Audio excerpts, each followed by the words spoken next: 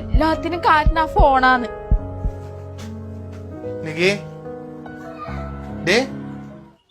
എന്തായി? നീ എന്തിനു വിഷമിച്ചിരിക്കുന്ന? മോളെ സ്കൂളിൽ നിന്ന് മിസ് വിളിച്ചിട്ടുണ്ടായിരുന്നു. എന്നിട്ട് മോള് ഇപ്പൊ ക്ലാസ്സിലൊന്നും ശ്രദ്ധിക്കുന്നില്ല, എക്സാമിനെല്ലാം മാർക്ക് കുറവാന്ന് നല്ല മിസ് പറയുന്നത്. ഇപ്പൊ നല്ലോണം പഠിക്കുന്ന കുട്ടിയല്ലേ, എന്താ പറ്റിയേ? അറിയില്ല, വേറെ എവിടെയല്ലോ ആണ് ശ്രദ്ധ. എല്ലാത്തിനും കാരണം ആ ഫോണാന്ന്. ഒപ്പേ ഞാൻ പറഞ്ഞില്ല കുറച്ച് ദിവസമായിട്ട് ഫോണിൽ കളി നല്ലോണം കൂടുതലാന്ന്. അതന്നെ, ഇപ്പൊ എന്തെല്ലോ ഗെയിം എല്ലാം കേറ്റിട്ട് എപ്പോഴും കളി തന്നെ. ഞാൻ പറഞ്ഞാലൊന്നും കേക്കൂല. അല്ല, നീ ഒരു കാര്യം ചെയ്യ്, ഇനി ഫോൺ കൊടുക്കാൻ നിൽക്കണ്ട. വൈകിട്ട് സ്കൂളിൽ വരുമ്പോ പറഞ്ഞ അച്ഛ ഉച്ചക്ക് വന്നപ്പോ ഫോൺ എടുത്ത് പോയി എന്ന് പറഞ്ഞു കേട്ടാ. ഫോൺ അയക്കാൻ കൊടുത്തെന്ന ഞാൻ ഷോപ്പിൽ കൊണ്ട് വെച്ചെന്നിട്ട് പറഞ്ഞു. മതി, അങ്ങനെ മതി, ഇനി ഫോൺ കൊടുക്കണ്ട. ഫോൺ കൊടുക്കുന്നോണ്ടാണ് പ്രശ്നം. നമ്മള് തന്നെ ഫോൺ കൊടുത്തിട്ട് കൊച്ചിനെ ഇങ്ങനെ ആക്കിയത്. ഇനി പറഞ്ഞാ വേണ്ടേ? നിനക്ക് അത് ശ്രദ്ധിച്ചാ പോരെ? നീ അല്ലേ വീട്ടിലിരിക്കുന്ന ആള്, നിനക്ക് എപ്പോഴും നോക്കിക്കൂടെ? ഞാൻ എവിടെയും പോകുമ്പോ എനിക്ക് കൊച്ചിനെ നോക്കാൻ പറ്റും എപ്പോഴും? ഫോണിന്റെ കാര്യം പറഞ്ഞോണ്ട് ഞാൻ നോക്കലുണ്ട്. പുതിയ ഫോൺ നിനക്ക് വാങ്ങി തന്നപ്പോ നീ പഴയ ഫോൺ അതിന് കൊടുത്ത് അത് ഫുൾ ടൈം കളി. ഇനി പറഞ്ഞാ വേണ്ടേ? നിനക്ക് കാര്യം ചെയ്യാം, ഫോണും കൊണ്ട് അല്ലെങ്കിൽ ഞാൻ കൊണ്ട് വെച്ചോളൂ. നിനക്ക് ഇവിടെ സൂക്ഷിക്കാൻ പറ്റില്ലെങ്കിൽ എന്റെ അടുത്ത് തന്നെ ഞാൻ കൊണ്ട് വെച്ചോളൂ. കൊണ്ട് ചോറെടുത്താ, എനിക്ക് പോണം. ബാ ബാ, വെറുതെ കരഞ്ഞിരുന്നിരുന്നാ വേണ്ടേ?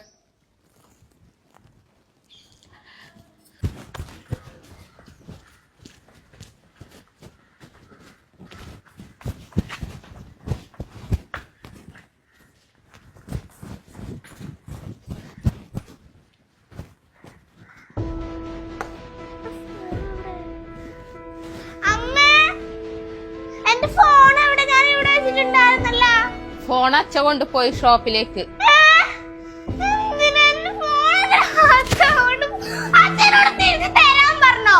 അച്ഛക്ക് ഷോപ്പിലേക്ക് ആവശ്യമുണ്ട്. അച്ഛക്ക് വേണമെന്ന് പറഞ്ഞു.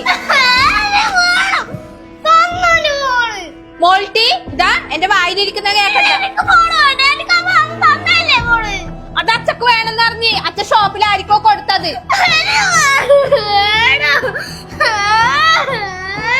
വെറുതെ പുന്നാരിക്കണ്ടേ?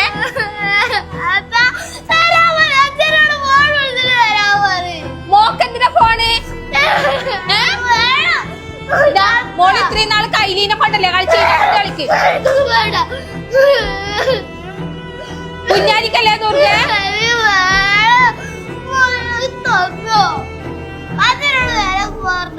ബോൾട്ടി, ഇതാ ആ യൂണിഫോം എല്ലാം മാറ്റിയിട്ട് ഫോൺ തരൂല. ഇനി മുതല് വെറുതെ തല്ലു പിടിക്കണ്ട. ഫോൺ ഇനി മുതൽ തരൂല.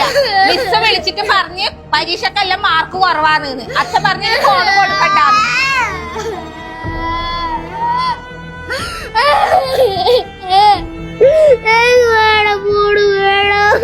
അപ്പൊ അവനെ എടുത്ത് വെച്ച് കളിക്കും.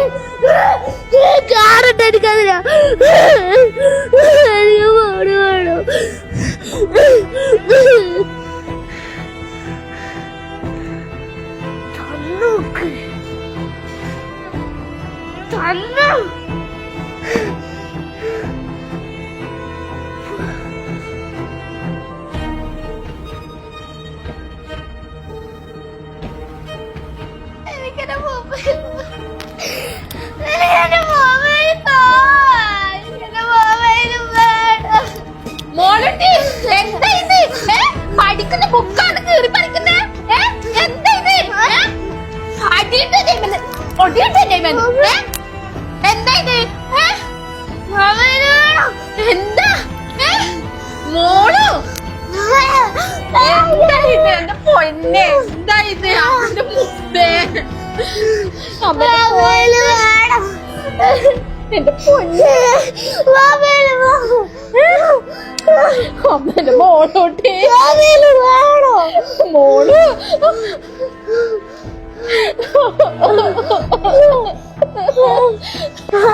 അമ്മേന്റെ മോളോ അടിക്കും അമ്മ. എന്താ ഇത്?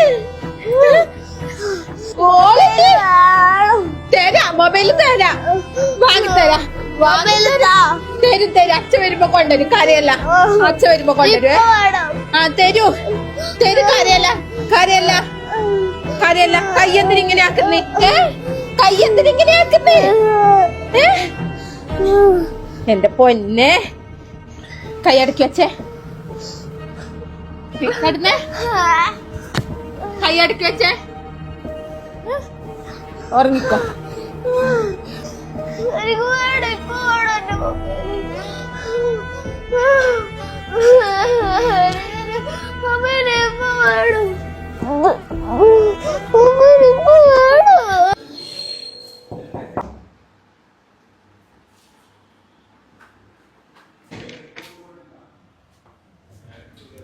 ആ ഡോക്ടർ. ഇപ്പൊ എങ്ങനെയുണ്ട്? കുഴപ്പമില്ല, ആളിപ്പോ ഓക്കെയാണ്. പക്ഷെങ്കിൽ കൈ ഇങ്ങനെ തന്നെ ഈ വിരലിങ്ങനെ വിരലിങ്ങനെ ആക്കുന്നുണ്ട്. അത് അത് പറഞ്ഞു കഴിഞ്ഞിട്ട് നിർത്തുന്നില്ല. അതാണ്, വേറെ കുഴപ്പമൊന്നുമില്ല. ശരിയായിക്കോളൂ, കുഴപ്പമൊന്നുമില്ല അല്ലേ മോളെ? ആ ഡോക്ടർ അവള് ചോദിച്ചില്ലേ? സ്കൂളിലൊക്കെ പോണ്ടേ ഇനി? ആ ഫ്രണ്ട്സിനൊക്കെ കണ്ടതല്ലേ? അവള് ശരിയായിക്കോളും, കുഴപ്പമൊന്നുമില്ല. വേറെ പേടിക്കാനൊന്നുമില്ല ഡോക്ടർ? ഇല്ല ഇല്ല, പറയുന്നതെല്ലാം ചെയ്യുന്നില്ലേ? ആ ഓക്കെ.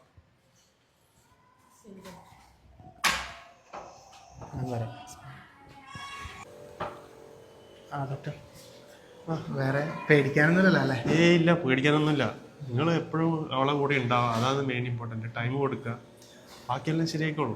പ്രശ്നമൊന്നുമില്ല. കുട്ടി ഇപ്പം ഓൾറെഡി ഓക്കെയാ കേട്ടാ. ശരി ഡോക്ടർ, താങ്ക് യു. പൊതുവെ എല്ലായിടത്തും കണ്ടുവരുന്ന ഒരു രീതിയാണല്ലേ പുതിയ ഫോൺ മാതാപിതാക്കൾ വാങ്ങുമ്പോൾ പഴയ ഫോൺ മക്കൾക്ക് കൊടുക്കുന്നത്. ഒരു പരിധിവരെ അതൊക്കെ നല്ലതാണ്.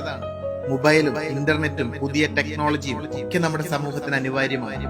പക്ഷേ അതിലൊക്കെ ഒളിഞ്ഞിരിക്കുന്ന കുട്ടികളുടെ, എന്തിന് വലിയവരുടെ വരെ മനസ്സ് മാറ്റാൻ പറ്റിയ, അവരുടെ ലോകം തന്നെ അതാക്കാൻ പറ്റിയ ഗെയിമുകളുണ്ട്.